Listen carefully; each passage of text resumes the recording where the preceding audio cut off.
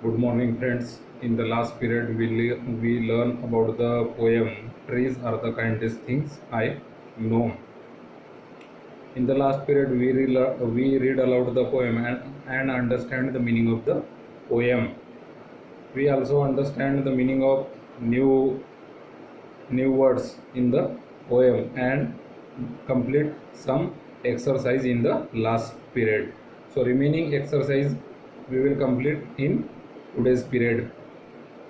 So the question number 6, think and write in your own words. म्हणजे विचार करा आणि तुमच्या स्वतःच्या शब्दामध्ये उत्तरे लिहा. So the first question is, what living things can cause harm to one another? What living things can cause harm to one another? Name any 5. तर यामध्ये म्हटलेलं आहे की अशा कोणत्या गोष्टी आहेत की अशा कोणत्या 5 गोष्टी आहेत की ज्या लिव्हिंग थिंग्स म्हणजे सजीवांना हानी पोहोचवतात आणि त्यांची आपल्याला 5 नावे लिहायची आहेत. So living things that can cause harm to one another are animals means प्राणी, ह्युमन्स मनुष्य, एलिमेंट्स ऑफ नेचर म्हणजे निसर्गामध्ये असणारे जे आहेत elements of nature, insects and aquatic animal. Aquatic animals means जलीय प्राणी. तर हे सगळ्यांना इजा पोहोचवत असतात. The next question is, why are trees called harmless? म्हणजे आपण झाडांना का बरं हार्मलेस म्हणतो? म्हणजे ते कोणांना कुठल्याही प्रकारची इजा पोहोचवत नाही असं आपण म्हणतो. तर का म्हणतो? So answer is, trees are called harmless because they do not harm anyone. They help other living things in all the ways they can. म्हणजे त्यांना जे शक्य असेल त्या पद्धतीने ते सर्वतोपरी सजीवांना मदत करत असतात. ते कोणालाही हानी पोहोचवत नाहीत. The third question is, Halloween is a festival celebrated in many Western countries on 31st October. What is the season there? Why do you think is there a need to burn leaves on Halloween? तर हा एक जो आपण या ठिकाणी words बघितलेला आहे हॅलोवन, जो की वेस्टर्न कंट्रीमध्ये celebrate this festival celebrate in western countries. So Halloween is celebrated during pre fall season.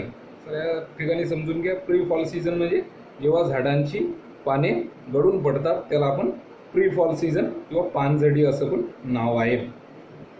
This marks the end of harvest season and begin of winter.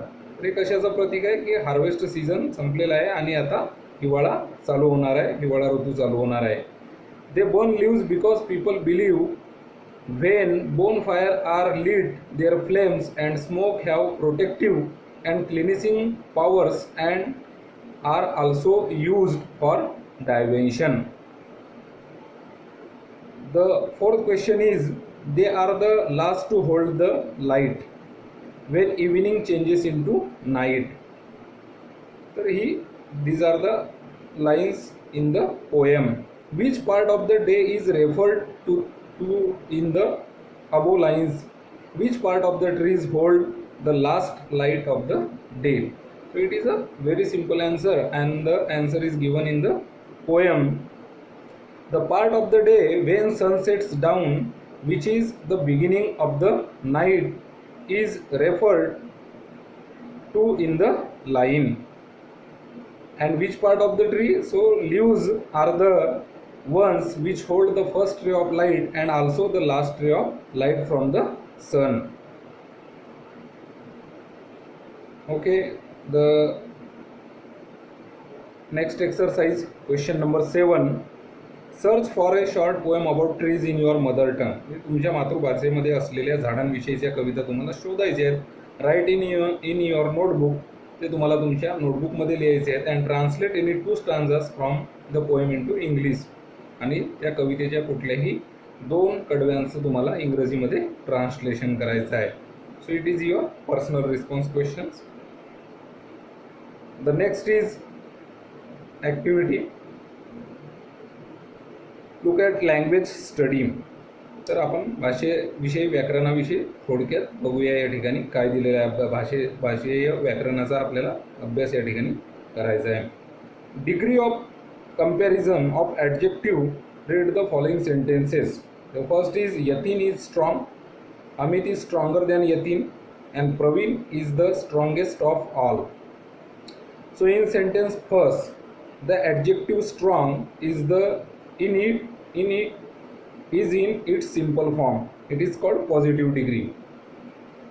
In sentence number second, the adjective stronger refers to a higher degree. When there is a comparison of two nouns, it is called comparative degree.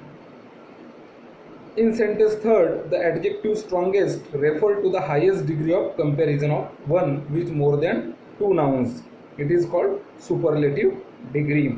तर याला आपण मराठीमध्ये तरतमभाव असं पण म्हणतो. तर एकूण डिग्रीचे तीन प्रकार आहेत, पॉझिटिव्ह डिग्री, कंपॅरेटिव्ह डिग्री आणि सुपरलेटिव्ह डिग्री. तर हे ओळखणं सुद्धा आपल्याला एकदम सोपं आहे. जर ॲडजेक्टिव्ह, आता ॲडजेक्टिव्ह म्हणजे या ठिकाणी आपल्याला म्हणता येईल की विशेषण. ॲडजेक्टिव्ह मीन्स विशेषण.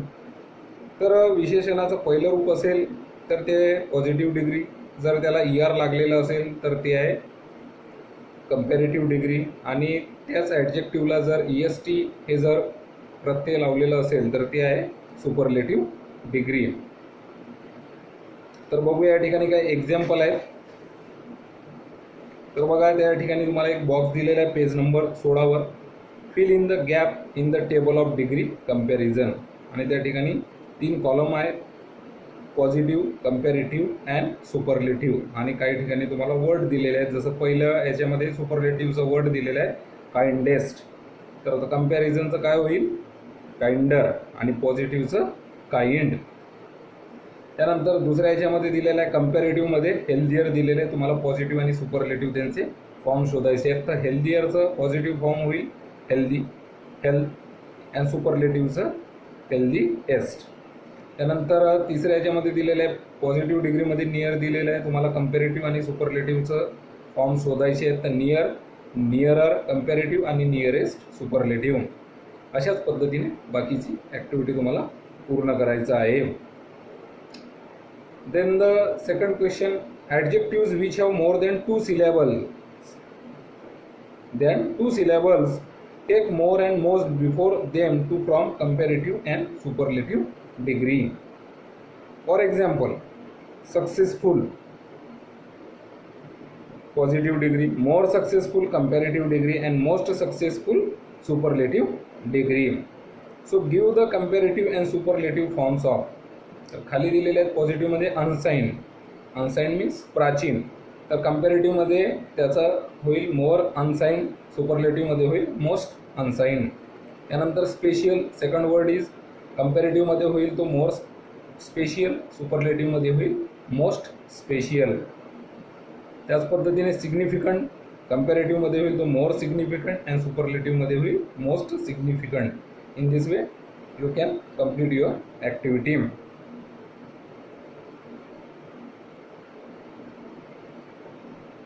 So when in a line of a poem, the next exercise, when in a line of a poem human characteristics are given to something non-human, the figure of speech used in personification, ज्याला आपण personification म्हणजे सजीवीकरण अशा प्रकारचं म्हणतो, आणि figure of speech म्हणजे अलंकार. याच्या अगोदर आपण फिगर ऑफ स्पीच विषयी बघितलेलं आहे काही. तर बघा या ठिकाणी दिलेले आहेत. फॉर एक्झाम्पल हमिंग ट्रीज, या ठिकाणी फर्स्ट एक्झाम्पल आहे हमिंग ट्रीज. आता हमिंग मीन्स गुणगुणणे, पण झाडे कुठल्याही प्रकारचं गुणगुणतात का? नाही. तर झाडांचा जो आवाज आहे तो कशामुळे येतो? वाऱ्यामुळे येतो. रनिंग रिव्हर, पडणारी नदी. Smiling flowers, these are the words to show the figure of speech personification. Okay, या सगळ्या ॲक्टिव्हिटी तुम्हाला तुमच्या नोटबुकमध्ये लिहायचं आहे. उद्याच्या तासामध्ये बघूया आपण मिस स्लिपरी.